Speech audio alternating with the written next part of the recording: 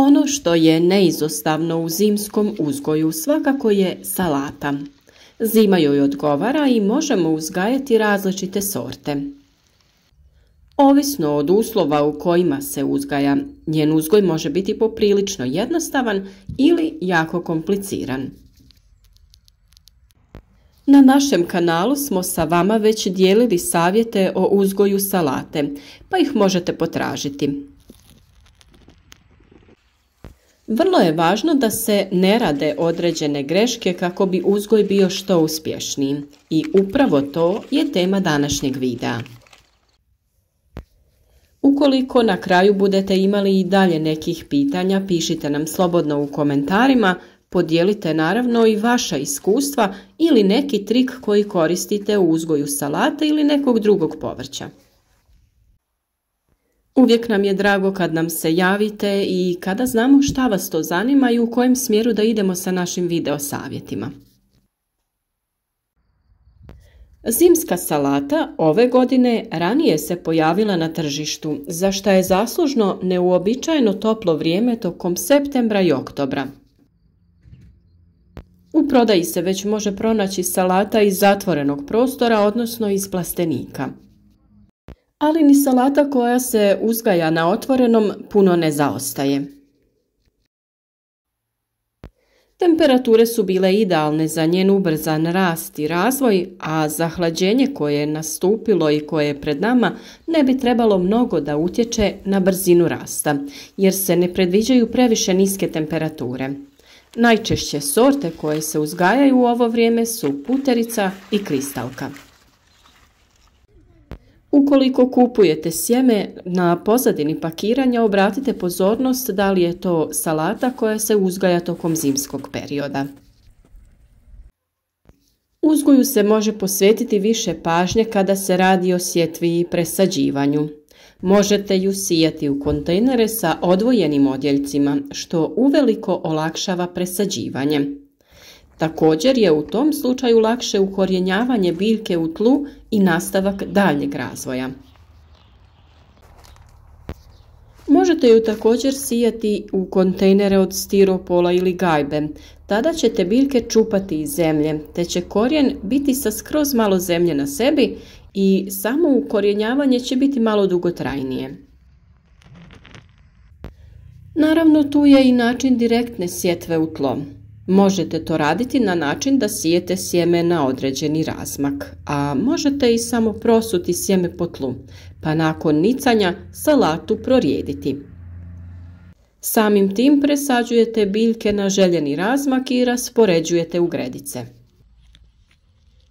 Nakon presađivanja biljke je bitno dobro zaliti i dalje zalijevati po potrebi. Najbolje je to odraditi kada se primijeti da je zemlja oko biljaka lagano zasušila. Nikada nemojte salatu zalijevati preko lista, jer će to da potakne razvoj gljivica i oboljenja. U plastenicima su temperature povoljne i ako tome dodate idealne uslove vlage, vrlo je vjerovatno da će doći do pojave neke vrste oboljenja. Kada se radi o uzgoju u plastenicima, kada su dnevne temperature iznad nule, potrebno je plastenike otvoriti i prozračiti. To je vrlo važno kako bi se izmijenio zrak i smanjio nivo vlage. Također će se unutarnja strana najlona osušiti i neće kondenzacija kapati na biljke. To također nije dobro jer takva situacija može izazvati pojavu oboljenja. Nedavno smo govorili o štetnicima koji napadaju salatu, to jest njen korijen. Prema izgledu salate zaključili bi da lijepo napreduje, ali u jednom trenutku primijetimo kao da vene. Naime, to znači da je napadnut sam korijen salate i da ju više ne možemo spasiti. Ako ste redovno pratili naše video savjete, prepoznaćete da se tu radi o napadu ličinke žičnjaka, na korijen na kojem rade velike štete. Prerežu ga ili mu pojedu sredinu, te samim tim biljka ne može dalje da preživi. Zato je dobro prije same sadnje odraditi kalcifikaciju zemljišta. Možete po površini tla posipati vapno u količini od 100 grama po metru kvadratnom. Samim tim ćete osigurati i dovoljno nutrijenata kako bi vaša salata bila čvrsta i jaka, te spriječiti pojavu ovih štetnika. Još jedan način da ih zadržite dalje od usjeva je primjena drvenog pepela.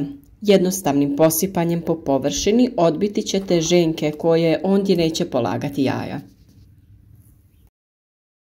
Ako u plasteniku postoji sistem za navodnjavanje, salata je zahvalna za prihranu jer joj je korijen plitak i lako usvaja vodu i hranjive materije. U tom slučaju potrebno je jednom u 7 dana obaviti zalijevanje jer ne trpi nedostatak vode.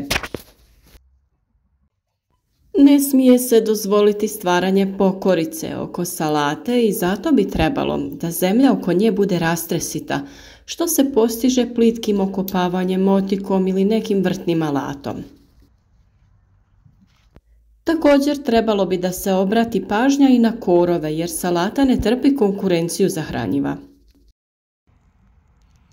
Salata koja se uzgaja tokom zime i jeseni u plastenicima nije komplikovana za organsku proizvodnju i zaštitu.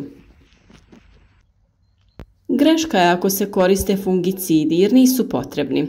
Najveći neprijatelj je pretjerana vlaga zbog čega dolazi do žućenja listova, naročito prvih do zemlje.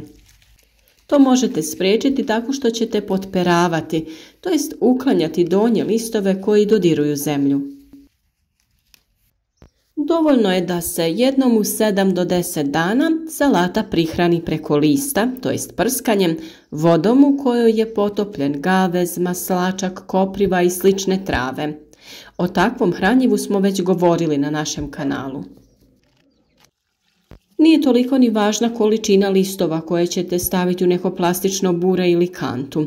Dovoljno je samo da stoji 5 do 6 dana, da počnu da se ispuštaju hranjive materije. Prilikom određivanja doze uzimaju se 2 do 3 litre ove tečnosti i razrede se sa 10 do 16 litara vode, a koja se mora dobro procijediti.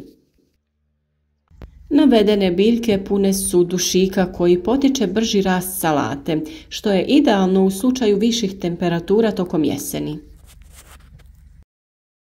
Kada procijedite vodu za tretiranje, možete u nju dodati i određene tvari koje će vam služiti kao insekticid.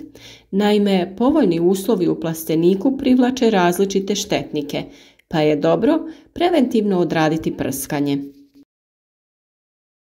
U pripremljeni rastvor hranjiva dodajte 2 do 3 litre vode u kojoj su bili potopljeni crveni i bijeli luk, ljuta mljevena paprika, biber i čili. Može i lovorov list, bosiljak i slične biljke. One će otjerati štetnike sa salate.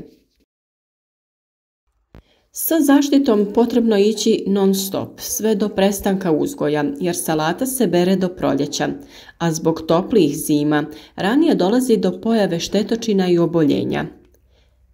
S obzirom da je ovo sve prirodno i ne šteti ni biljci ni ljudima, idealno je za zaštitu svih zelenih biljaka koje uzgajamo tokom zime.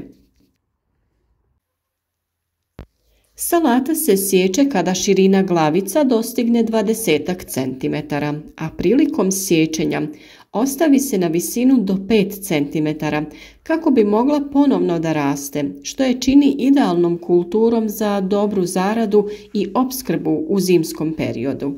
Ne treba je sjeći do zemlje jer onda neće ponovno rasti. Također jedna od dobrih metoda kako da imate salatu u različito vrijeme tokom dužeg perioda, to jest da vam ne dođe sva salata u isto vrijeme za berbu, jeste da ju sijete u razmacima. To znači da svako 5 do 10 dana posijete određenu količinu. Presađujete je kada bude dovoljne veličine za presađivanje. U tom slučaju ćete imati salatu za berbu duži vremenski period. Ovo je vrlo važno kada uzgajate salatu za vlastite potrebe. Kako salata raste, tako ju koristite, te uvijek imate salatu koja će biti za berbu kada potrošite prvu pristiglu salatu.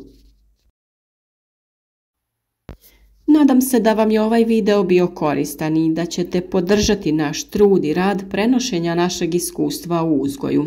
Ostavite like ispod videa te nam se javite u komentarima sa vašim iskustvima, savjetima ili samo onako da znamo da ste tu i da pratite. Podijelite i video sa vašim prijateljima na društvenim mrežama kako bi i drugi imali koristi od naših savjeta.